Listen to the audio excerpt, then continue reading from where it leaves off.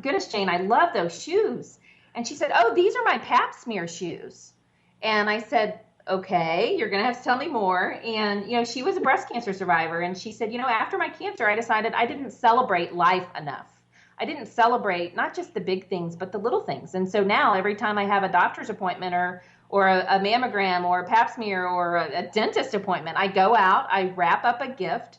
I pick out a gift, I wrap it up, I bring it home, and then I have my whole family come around and watch me open my gift, and we celebrate. And so a little retail therapy too, but it's finding those mammogram shoes and pap smear purses or prostate screening golf clubs for any male listeners, but it's finding that joy and celebrating life, even in the midst of the hard. Wow, I haven't been doing that. I'll have to. Yes. I'll have to go buy myself some gifts. But I think you mentioned a very important 3-letter word, and that's joy. I don't think that most people, they're so busy today. And I say busy because it doesn't necessarily mean they're busy with the right things. They're just busy, and they don't take the time for joy.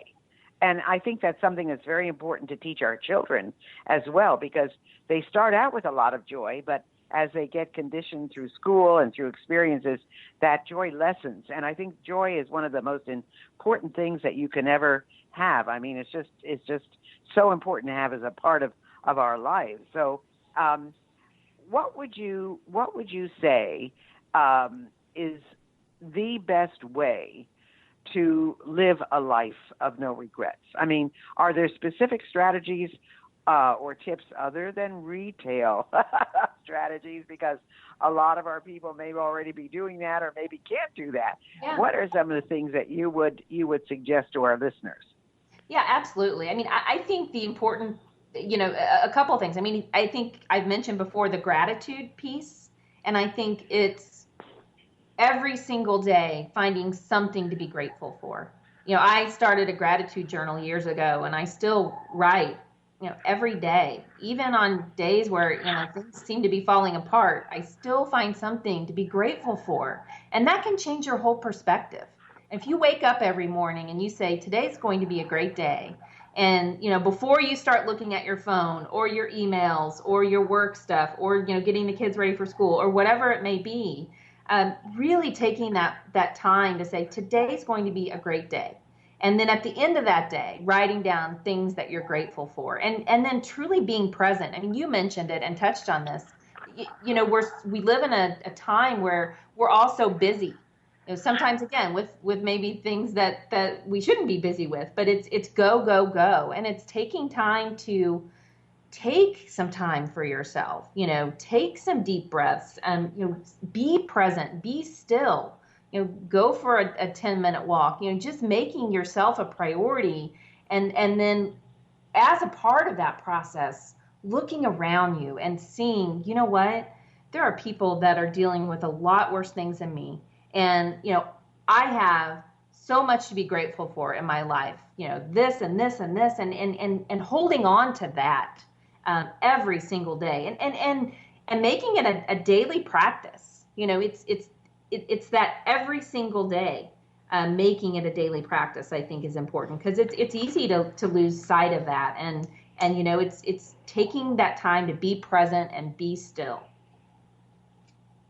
Well, you're really an inspiration, Kim. I mean, you've got so many wonderful things in your background, and I mean, you have a degree in marketing. You received your Juris Doctorate with honors from the University of Missouri, Kansas City School of Law. You just have so many wonderful, wonderful attributes. Where can people go? What is your website? Where can they find out more about you and your resources, your book, all of that? Sure, absolutely. They can go to lookingforwardlivinglife.com. Again, that's lookingforwardlivinglife.com. And you can also find me on Facebook and Twitter and all of that under Kim Becking. I'm pretty easy to find there. But yeah, I would love to stay connected and see how I can be helpful to your listeners. Yeah, and you also contribute regularly to the Huffington Post and mariashriver.com and divorcedmoms.com. So you're everywhere, which is wonderful. That's fantastic. So, I mean, what are some last minute tips or statements that we did not talk about that you would like our listeners to know? We've got about 2 minutes left, and I just want to make sure we get all of your information out to everybody. So what is Sure. it that we have not covered that you think is important? I think the other thing, and this kind of goes along with the joy, is making sure you laugh every single day.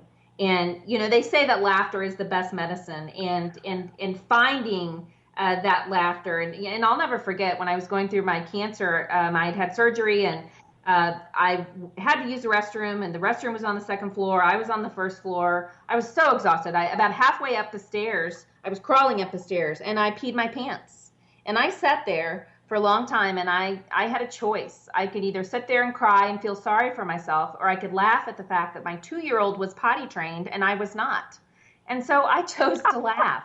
And now I share that with others, and they laugh too. And so it's even in those moments, we have a choice. And so finding that laughter to go along with that joy can really be healing. Yeah, I love that. My son is potty trained and I wasn't.